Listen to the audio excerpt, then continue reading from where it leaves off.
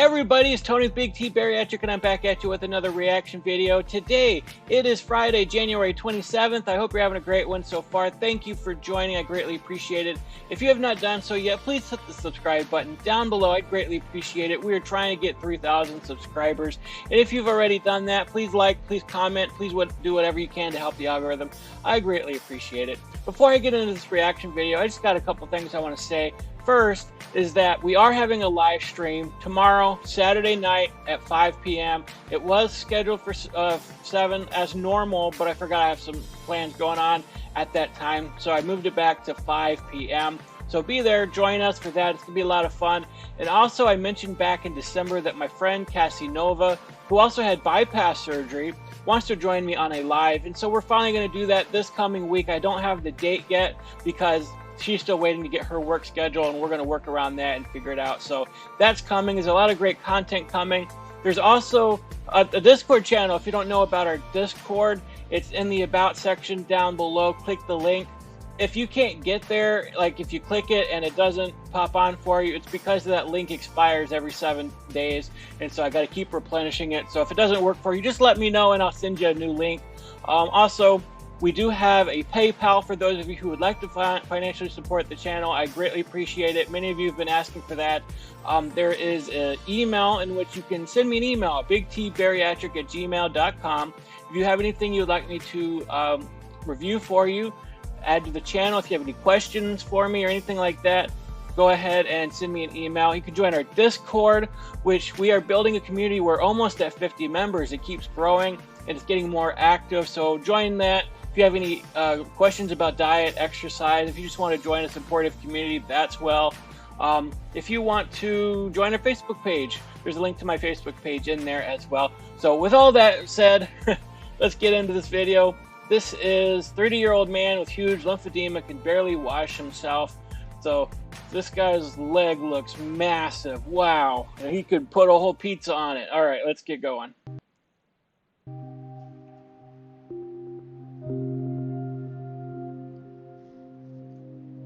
Every day of my life is pretty much the same. First, I gotta say that pizza looks amazing, man. I haven't had that kind of pizza in forever. But yeah, when you're big, like people keep saying to me, like, why don't you make a day in your life video and tell us what's going on? And I say, you guys would be bored by that video because there's not much going on. It's winter time. I'm stuck inside all day. I work at my computer. Like, I'm still pretty big. There's not very much that I do right now. I do try to get out on the weekends and hang out with friends or my family or whatever. But when you're this big, your life is pretty mundane. There's not a lot going on. Like, I'd love to go snowboarding right now, but I mean, it just snowed for like the second time all winter, but I'm not able to go snowboarding. So I'm hoping this next summer and fall, there'll be a lot more stuff for me to do, and then I can do a day in the life videos so you guys can see what I'm doing. But as of right now, there's nothing going on. And so when he says there's nothing going on in my life right now, that's pretty common for somebody who's 600 plus pounds.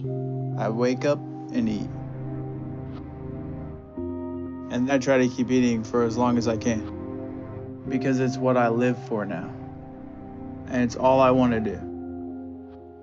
And I can't start my day until I've had something.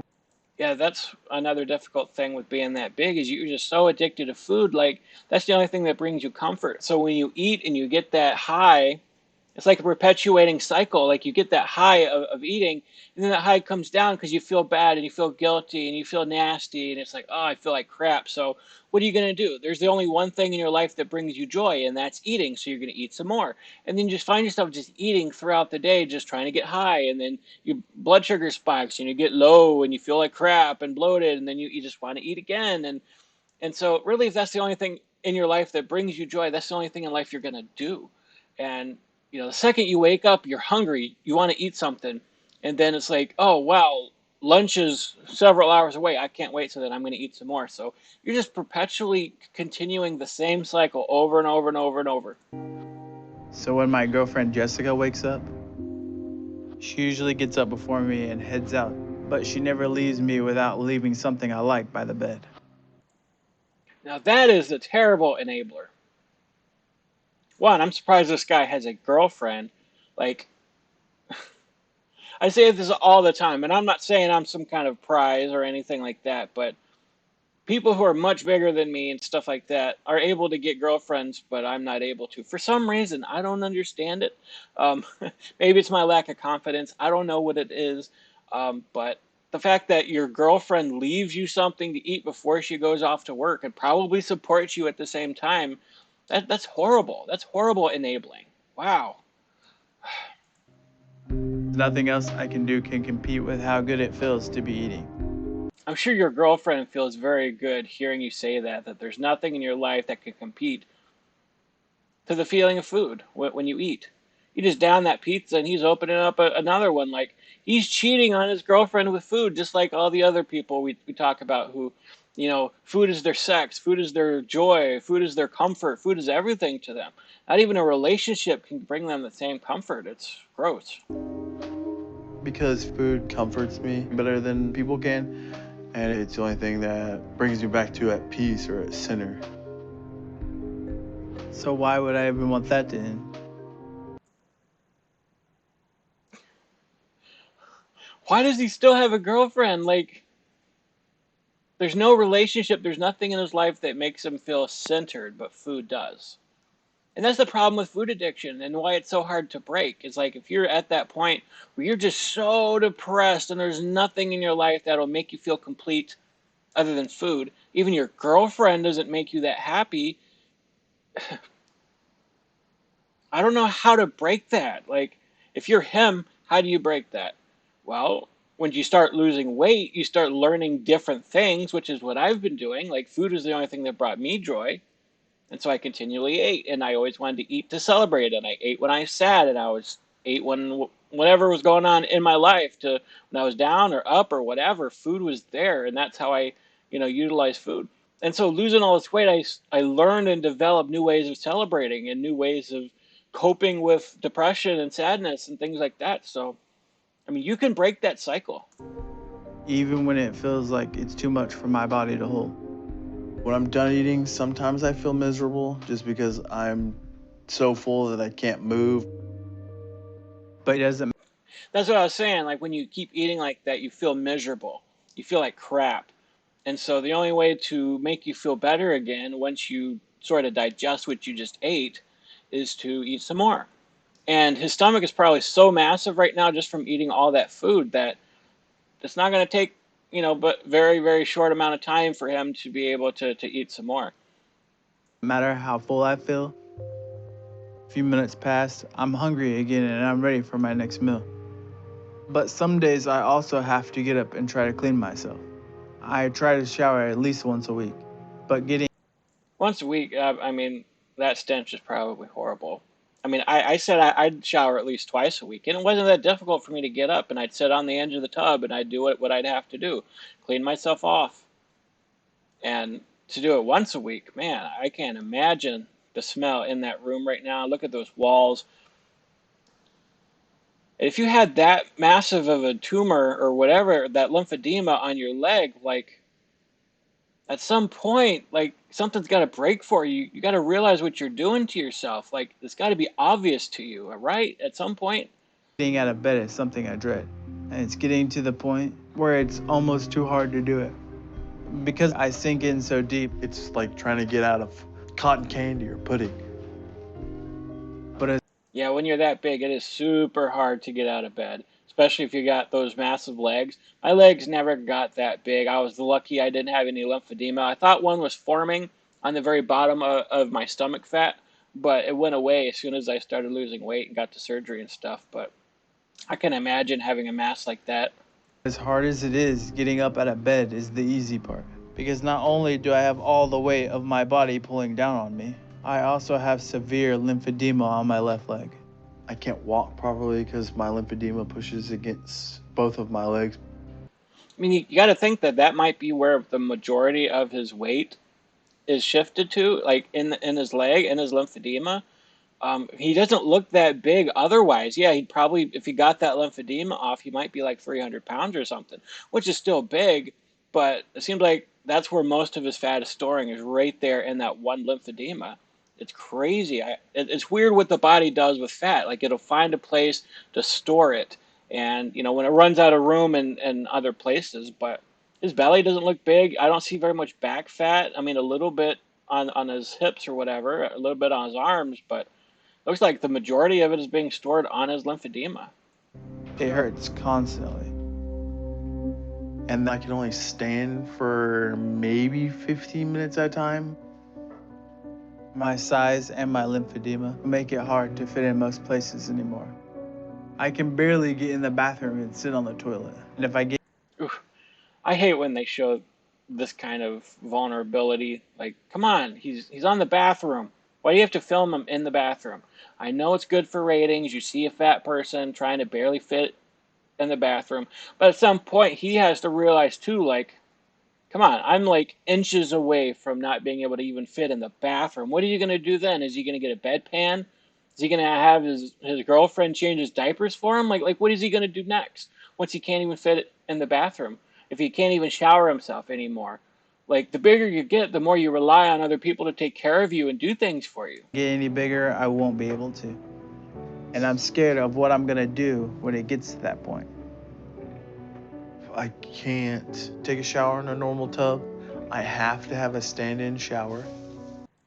Yeah, I couldn't even stand in the shower, and I took a shower today. I don't know if you noticed the way my hair is, but I was able to stand for like one of the first times ever. I stood there and I washed myself and I washed my hair really good. And, I enjoy taking showers now. That's one of the things that I can do that I couldn't do before, where I had to sit on the edge of the tub. And now I can stand the entire time without any pain, without any problems. And so, again, that's one of the many things I could do now that I've lost weight that I couldn't do before. Because it would be just impossible for me to lift my left leg over the rim of the tub. That makes sense. If you can't even lift your leg over the rim, how are you going to get in? I was able to do that, thankfully, but it was so difficult to get up. And there was one time I was actually afraid I wasn't going to get out of the tub. I was panicking because I was sitting on the edge of it, but the whole bottom of the tub was slippery, and I was trying to like hang on to the sides and push myself up, and I couldn't do it. Like I felt really weak. And especially after surgery, that was hard to take a shower too, because I was in so much pain. Getting up and down was hard. And so I was like, oh man, is my mom going to have to come in here and help me up out of the tub? Like that would have been super embarrassing. But because I have to stand, I can't stay in the shower for too long. it just hurts too much. And to make it even worse, I can't be in water for too long because it's bad for my lymphedema. Somebody who's had lymphedema explained that to me. I didn't realize that being in water hurts your lymphedema or makes it worse or anything like that. Um, but maybe you could avoid putting water on it somehow. I don't know. But if that's why he's only taking a shower once a week is because it hurts his lymphedema, then that's a little more understandable. But at the same time, there's got to be ways to avoid that. You got to shower, dude. hot water makes the swelling worse, and then it starts to burn. It's in there, scrub the most stinky parts, and then out. I can wash everything on my body from about my waist up. When it gets to my leg and down below my leg, it's almost impossible. I can't imagine. That's got to be super tough, guy. I'm sorry that you're going through that, but you're just gonna have to get to a rock bottom part. I don't know if they're even able to do surgery on a lymphedema that big. I don't know. I mean, even if he did get on the program and get weight loss surgery and started losing weight, like people have told me that the lymphedema like lasts, like it doesn't lose weight when you lose weight. I don't know. Excuse me as I have to shift here. Oh, my back is still hurting me. I just want to check and see if I'm still on the screen here. Put it down just a little bit. All right. All right, back to it. Sorry about that, guys. So I do as much as I can, and then I get out before it gets too bad. But I'm very limited at this point. I'm beyond scared to get to a point where I can't take a shower myself. It just drives me crazy that they have to film them in the shower. Like, that's the most vulnerable moment of your life, being that big. Like, I don't even like going out in public if my stomach is hanging below my shirt. Like, that embarrasses me to no end. And so there'll be many times when I'm taking shirts off, putting another shirt on, just looking in the mirror, saying, okay, does my belly hang down? And it's gotten a lot better now that I've lost all this weight. But sometimes there is some skin there that's starting to hang down. And so it's harder to find shirts. Even my big super shirts, like these feel like dresses on me, like up here, but still my belly still hangs down. So I'm still wearing these super large shirts. And my sister asked me what I wanted for Christmas, and I said, I need some new clothes. And she's like, I don't even think that would be a good idea right now because you're getting smaller so fast that any clothes that we get you within a month or two is going to be obsolete. So it's hard when you're this size and you're trying to lose weight to find clothes that actually fit you. Can't. It terrifies me to get to that far. But I know I'm really close to that point now because of how much of a struggle it is to do anything. And by the time I'm done with my shower, I'm already wiped. He says he's getting to that point because it's getting harder for him to do things. Like, how much harder does it have to get for you to realize what you're doing to yourself and it's time to change? Like, he should have changed a long time ago. Like, as soon as that thing started forming on his leg, before it got to the size that it was, he could have changed. He should have changed. But for him to still not realize, okay, I'm not sure, it can't get any worse, I'm scared of it getting worse, it's like, you should have been scared a long time ago, buddy. Like, why are you just now trying to do something? And that's the thing with food addictions. Like, that addiction overrides any other feelings that you might have. Feelings of fear, fear of dying, fear of being alone, fear of not being able to do things. Like, that food addiction overrides all of it. And I have to sit and catch my breath before I try to put my clothes back on. But at my size, I don't have many outfit options. I have one pair of pants that fit me still because of how big my leg is. This might be TMI, but I would spend a lot of my day not even dressed. Like, I'd just be in bed and I'd cover up with a blanket. That's how I lived my days. Like, it was uncomfortable wearing clothes, and clothes would chafe against my skin, and I had lots of rashes and stuff like that. So it was just easier for me to not get dressed. And so it made life very, very difficult. And of course, my mom didn't appreciate it either. But wearing clothes is a lot easier now, so I'm thankful for that. And just a couple of shirts that fit. But they're getting really worn down at this point. And if I get any bigger, they'll either get to be too small or just completely fall apart. And that's the thing about clothes at this size too, is like the only place I could shop is like King Size Direct online. And it's like $50 for a shirt. And sometimes you'd find a nice sale or whatever like that. But I found that they like to scam people too, because it's like they'll say something is on sale, but then I don't remember what I did, but it was when I put it in my cart, like it went from being on sale to not on sale, something like that. I don't remember what happened, but yeah, they'll try to trick you into thinking you're having a sale and you're getting something cheap, but in reality you're really not getting anything cheap. Like that, the sale is a big scam.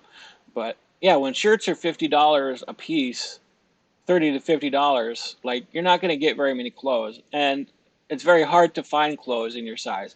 Even if you go to King Size Direct, like, I'll get 2 or 3 of the same shirt, the very same exact size, but they fit differently, and it's very hard. Like, one size will have my belly hang down, and one will be massive on me, and it's like, it's very hard to shop because sizes are just different.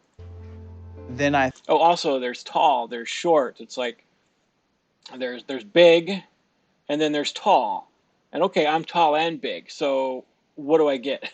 think my only option to cover myself would be a blanket, which will be a whole different level of embarrassment for me that I'm scared of. But even with all I'm afraid of happening soon, because of how big I'm getting, I still can't stop doing what's causing it. And that's being in a rough place, right? When you just can't stop. You don't know how to stop. And so if you're in that position, as I've recommended in the last video, like, you should get some help with that. You don't have to face this alone and just say, I can't do it, so I'm not even going to try. There's no point in trying. You can try. There are ways to get help. You can get some therapy to work out your addiction and your trauma or your mental illness or whatever it is you're dealing with. You can get some help with that. You can get part of a support group. And once I'm dressed, if Jessica isn't back yet to make me something, then I'll try to do it myself. Because the pain in my body from being up is nothing compared to the pain of not eating when I want. That's rough. the pain in your body is so bad, it's horrible, it's tremendously bad. But the pain of not having any food after just downing like 2 pizzas is worse. Like, you just ate and all you did is take a shower and you're trying to eat again. Like, that is some level of food addiction that I don't even think I ever eclipsed. Like, I still kept to like 3 meals a day. I didn't eat beyond that. Like, I didn't eat 2 pizzas and then took a shower and was like, oh crap, I haven't eaten in 10 minutes. So it's dinner time. And the upside of when I get my own food is that I can make as much as I want. And I always want a lot. My portion sizes are very large. I mean, look at all that after just eating 2 pizzas. Now, of course, this is the magic of TV, so maybe a little more time has elapsed, but dang, man, that's a lot of food. He's even able to stand up and cook it. Like, he's enduring that amount of pain because he needs to eat that much freaking food. Look at all those sausages. I was actually looking at breakfast sausage because I was getting tired of eating eggs for breakfast.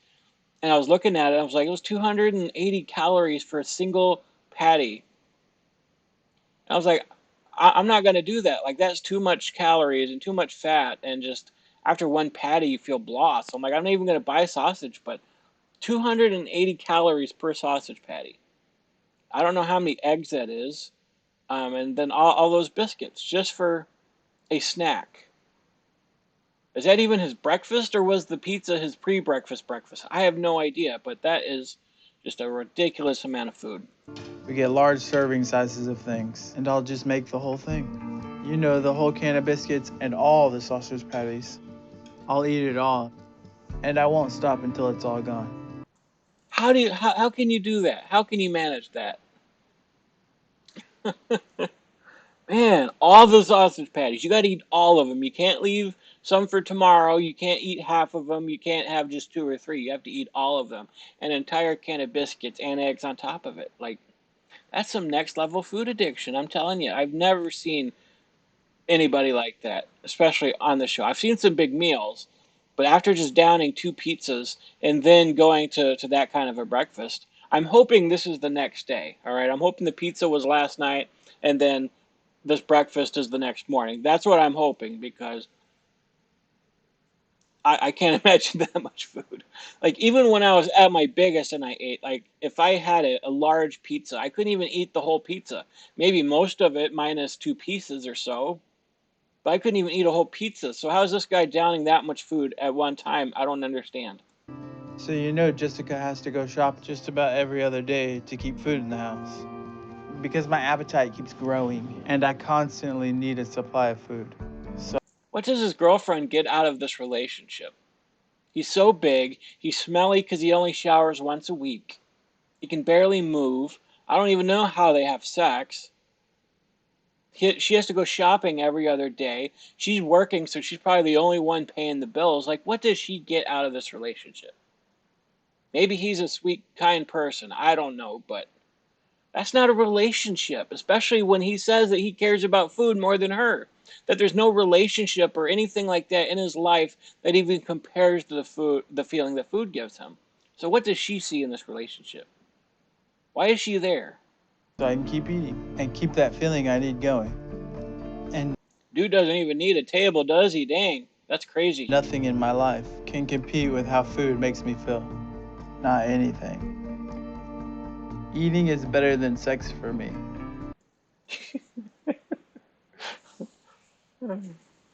The fact that he's had sex and I haven't is... Anyway. Oh, man. But food is greater than sex. Okay. That's where you're at. But who is this woman that's having sex with you? Like, I want to see her. Like, is she a feeder? Is she one of those people who's just... It's weird, like some of these relationships on the show, like they're using each other for something, and it's not sex. It's not a real loving relationship. But there's something else there that keeps them together. I don't know what it is. And every time I take a bite, it's like I'm transported to this other world where there's no pain, there's no sadness, there's no judgment. There's only peace and joy. And all that comes with food. so I can't even imagine my life without it. And that's the thing about food is it's not even a narcotic medicine. Like when I was addicted to pain medication, like yeah, that gave me the good feelings that I didn't have. Like when you have ADHD like I do, like there's a lack of dopamine receptors in your brain. And so you're constantly chasing that next high because you want to feel good because normally you don't feel good. And so yeah, when I was taking pain medication, yeah, that made me feel great. Food made me feel uplifted and happy and stuff like that, but it never like drowned out the rest of the pain and whatever else I was dealing with. So his food addiction must be spectacular. I have no idea what sort of life he transports to that he completely forgets about everything and he's just transported to another realm of pleasure and joy just from eating. But those biscuits do look good though. Because it is my life. It's what I'm living for and why I get up. If I'm awake, I'm either eating or waiting to eat. And if I'm asleep, I'm dreaming of eating. So it's Man, this is ridiculous. This guy right here. He must have had one messed up childhood or something. I have no idea, but I don't even know what to say at this point. all I think about and want. I don't even want to be awake a lot of times if I can't eat. So if I've eaten just about everything in the house and Jessica's not back yet with more food, I just go to sleep and wait for her to get back with. Again, who is this Jessica and why is she in this relationship? Like, he just has total disregard for her. Like, it's better than sex. It's better than any relationship. There's nothing that gives me this joy. Like, what is she there for? This relationship is doomed. Either that or she is just some kind of. She's oblivious to it all. I don't understand how a relationship like that can continue to exist. I don't get it. What I need.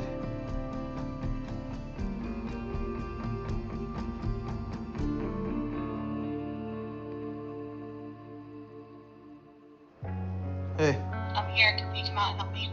yeah, I'll be out there. Oh no, it's feeding time. Get the trough ready. Like the only time he's gonna get up out of bed is to go help her bring in more groceries. And the fact that it's only been a few days and she needs help bringing in the groceries says that she had to buy a lot of food. That's crazy. So we're about to see. I just had to pause, so I said something. In just a second. All right, thanks. Bye.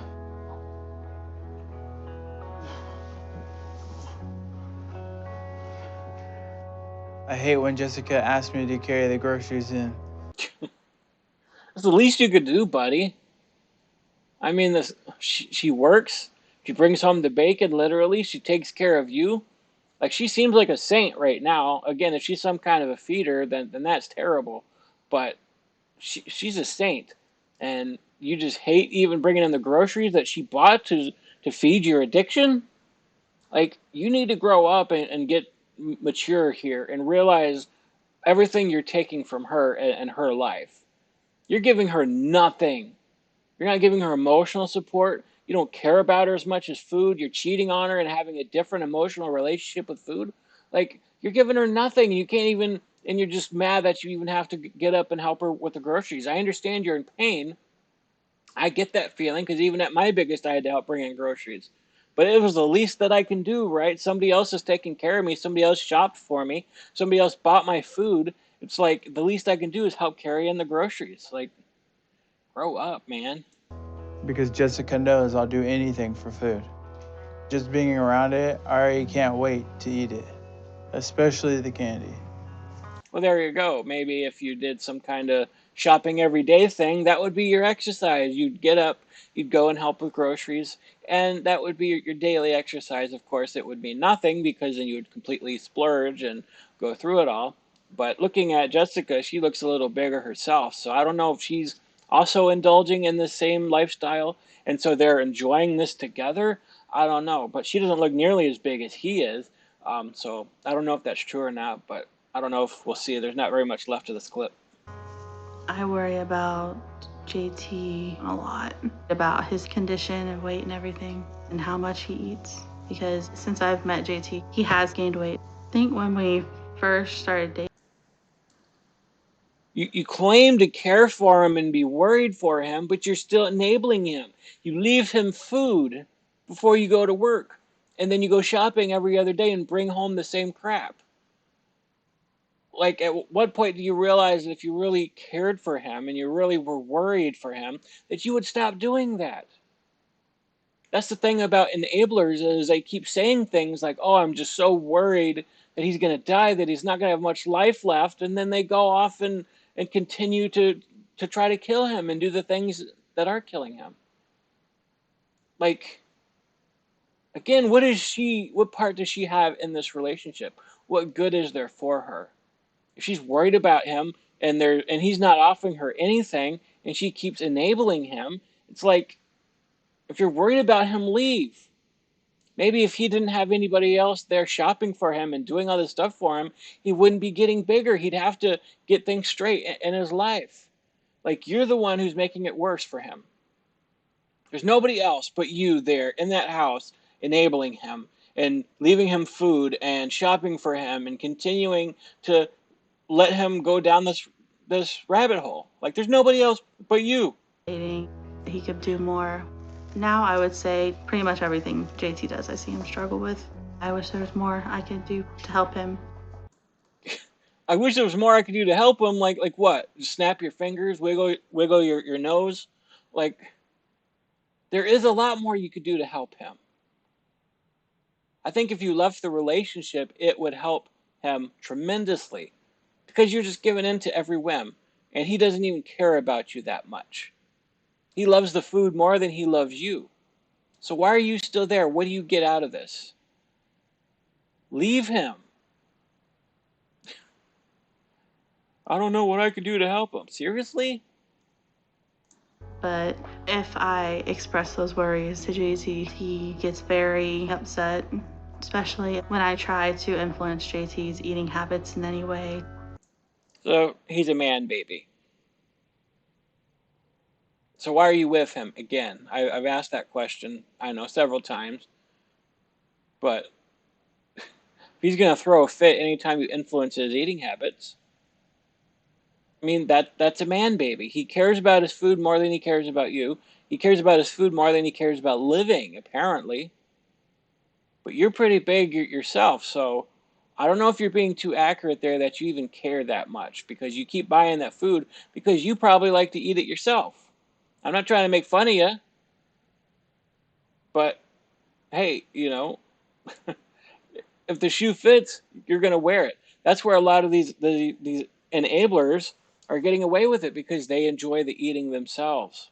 So I end up bringing home the fast food and getting what he wants from the store, because they don't want JT to be mad at me. So I just do whatever he wants. Yeah, when it comes to enabling, like, that's why a lot of enablers keep doing it. And I know I get frustrated with the enablers on here, but they're just as responsible for causing this as the person who's eating it.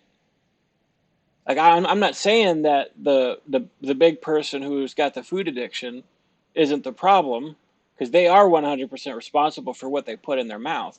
But the enablers that allow it to continue happening and are afraid of the other person getting angry if they put a stop to it, they just prove that they don't really love that person, because if they see them getting bigger and bigger and bigger, and even to the point of death,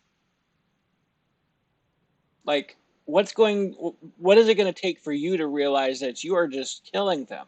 You're literally helping them kill themselves. Anything with sugar is my big weakness, especially anything with peanut butter in it. Whether it be mixed with chocolate. Do you see the look on her face? She's just like looking around, watching him eat, looking back at the camera, like, he's cheating on me right now.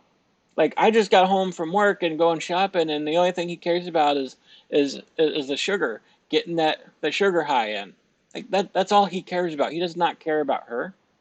No, thank you for working today, honey. No, thank you for bringing home the groceries, honey. It's, oh, I need the sugar. Cookie Monster, it's A cookie, cake, ice cream. It's my guilty pleasure. So eating Okay. peanut butter cups and anything peanut butter candies, I love it. I feel happy when I eat peanut butter. Reminds me when I was a kid, having good times. That might be some of it. Like, eating that much candy was good times for you as a kid. Like, you're so miserable now as an adult. Like, eating these foods sort of transports you back to when you were a kid and you could enjoy candy. So maybe that's a lot of it. Like, it brings you back to simpler times in your life. And life is so stressful and hard as an adult that you would do anything to think about earlier times when you didn't have responsibilities, when life was simpler. So I can't get enough of them. I just want to feel the way they make me feel forever. Because some of my happiest times of my life are when I was young, before things started to get hard. Yeah. Oh, man. Yeah, this was a tough one. I've not seen anybody with this level of food addiction. Like, not at all. He ate, in the span of this 8-minute clip, of course, time-lapse, stuff like that. They didn't show the entire shower or nothing like that. He ate 2 pizzas. He went and made an entire bag of sausage, what looked like maybe even a dozen eggs, an entire thing of biscuits. And then he was fiending for her to come back home. He might have taken a nap or whatever, but fiending for her to come back home. And then was munching down on some Reese's Pieces. Like, I'll look at some of the comments down here.